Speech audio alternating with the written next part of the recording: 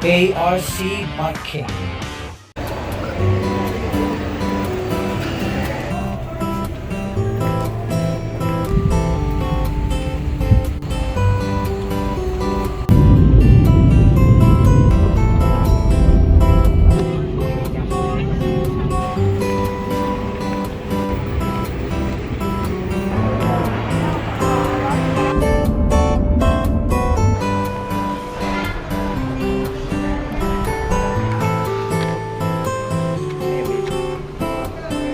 Yan, ang ingay dito.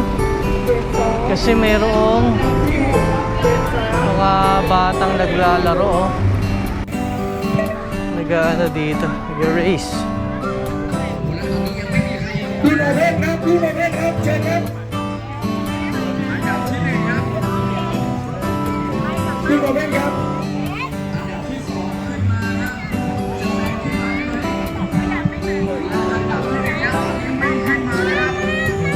ใช่ใช่ Try natin.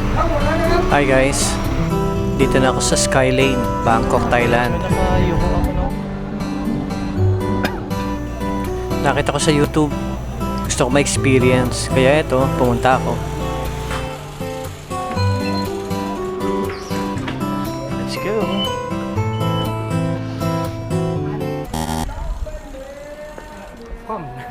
Huh? No? No camera? No? ได้ไหม It's okay? Camera, GoPro. Yeah. GoPro, yes. It's okay. เดี๋ยวจะ I use for biking. Pinipigilan nila ako sa camera.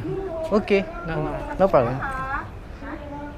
โอเคค่ะ Okay. Thank you. Thank you so much. Thank you. Pinayagan naman nila ako. Bawal lang talaga siguro mag-shot. Okay. Ganda yung panahon. Yan lang. May tunog lang yung ano ko.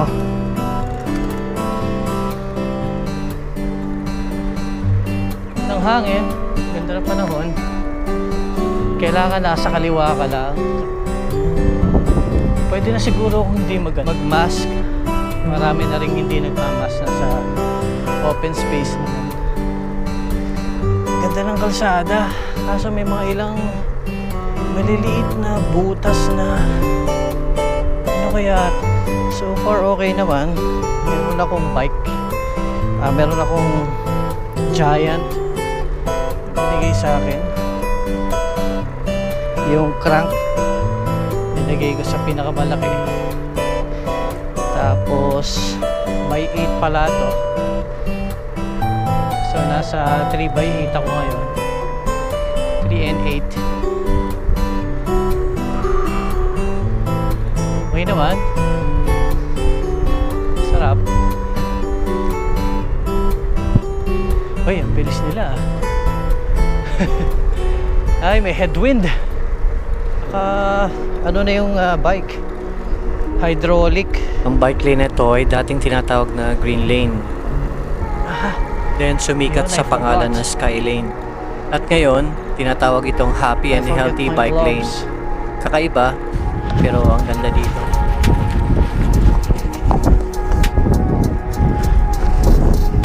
As you can see, meron akong blue wristband. Snap ang tawag dito. Kailangan mo yan para makapag-load ka ng amount for bike rental and pagbili sa mga vendo and other stores. At syempre, para makapasok ka sa loob ng bike lane.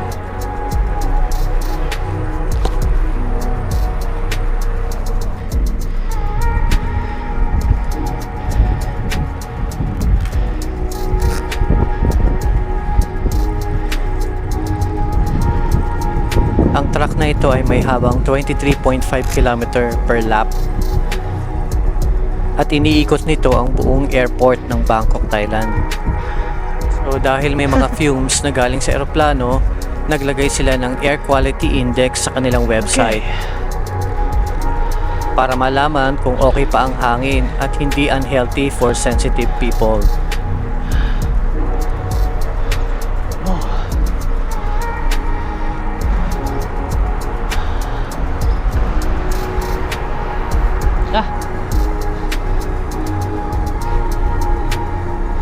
Nasa loob yung bike computer ko, wala akong mount dito eh, kaya hindi ko nakikita yung ano ko, speed.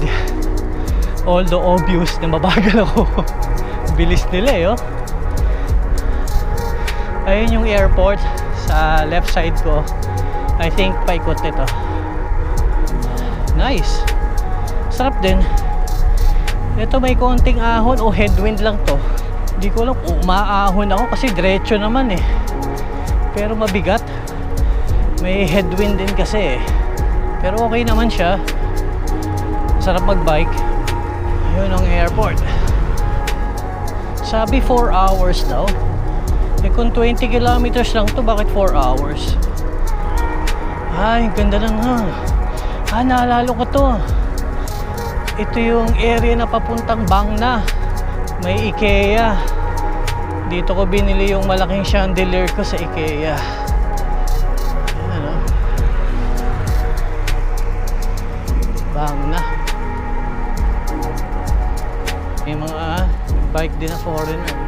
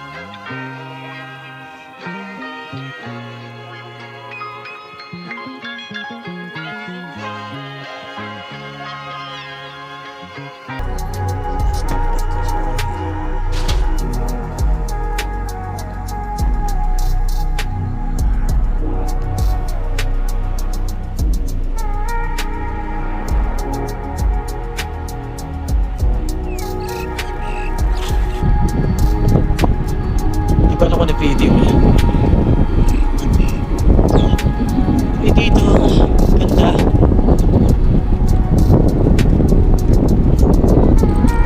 May mga ibon, no? So ito yung airport. It's the airport. Suvarnabhumi Airport. Haba niya, laki niya. Iikutin natin yan. Sa unang stop tayo. Ikutin natin yan. Aming ibon, o doon. Makikita nyo kasi nakabike na tao. Pero sarap dito. Sana may ganito sa Pilipinas. Ganda ng mga tayo. Happy and healthy.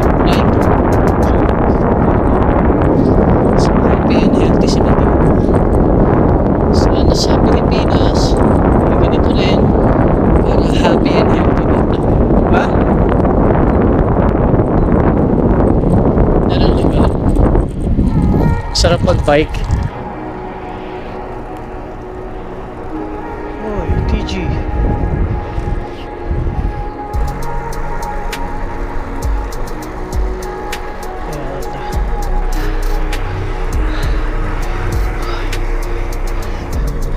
Look at this one, yeah. Yeah.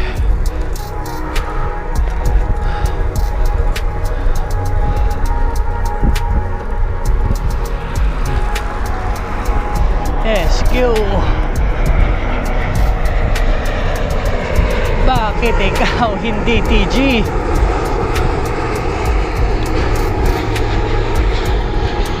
I got it. At iniwanan na ako ng mga racer. Grabe yung mataba na yun, ang bilis. Nice.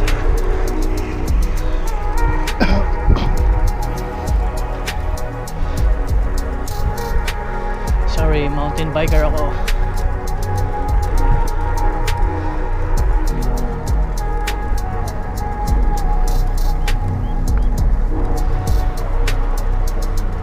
Parang umaahon sa headwind.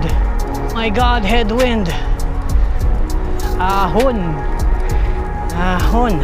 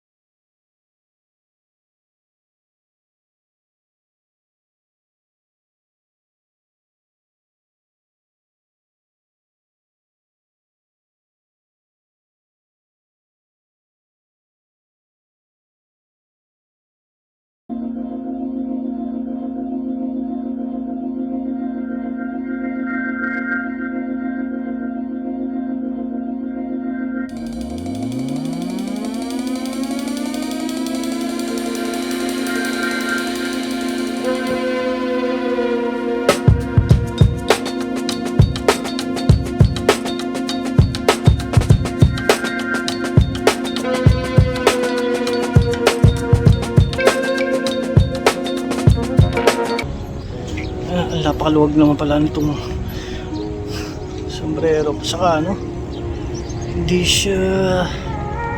ako sanay ng ganito sombrero. Hindi pa mountain bike. So anyway, here's my bike.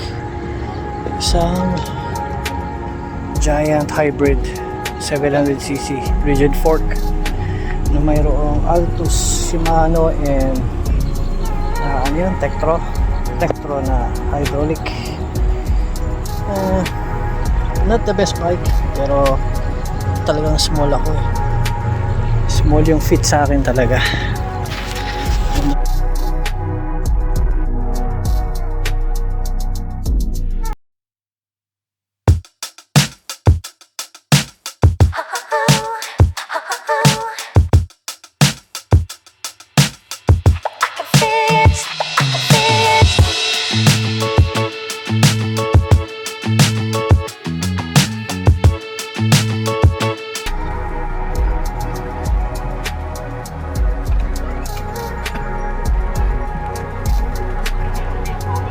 Meron ding grass park at ilang shop na nagtitinda ng biking accessories at equipments.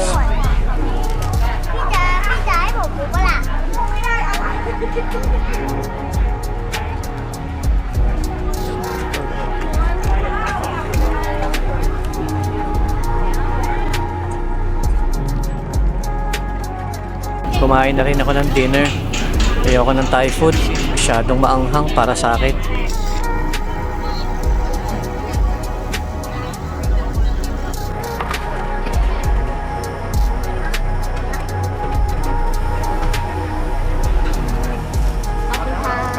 Namili din ako ng fresh mango smoothie. Sarap.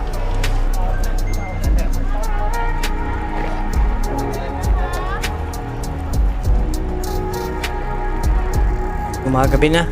Uwi na rin ako.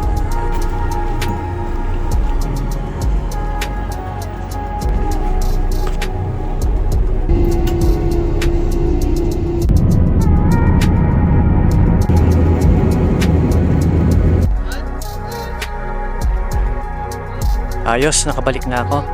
Tara, dito na lang tayo sa Bataan magbike.